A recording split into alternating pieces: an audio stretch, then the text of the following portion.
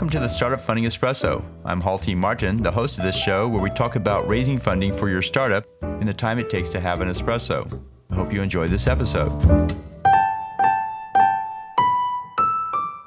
Hello, this is Halti Martin with the Startup Funding Espresso, your daily shot of startup funding and investing. Depreciation represents the reduced value of assets. Each asset in your business has its own useful lifetime.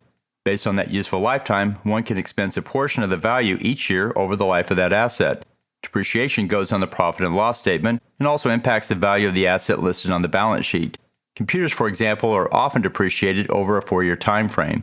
If you spent $16,000 on computers in the last 4 years, then a straight line depreciation will expense $4,000 per year.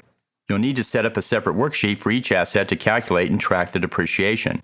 You then place the expense on the profit and loss statement and show the reduced value of the asset on the balance sheet. Based on the type of asset, you may be able to use other depreciation methods aside from straight line depreciation. You'll need to check the IRS rules for each asset as they have stated requirements for how you depreciate each one. Thank you for joining us for the Startup Funding Espresso, where we help startups and investors connect for funding. Let's go start up something today. Halti Martin is the director of Investor Connect, which is a 501c3 nonprofit dedicated to the education of investors for early stage funding. All opinions expressed by Hall and podcast guests are solely their own opinions and do not reflect the opinions of Investor Connect. This podcast is for informational purposes only and should not be relied upon for the basis of investment decisions.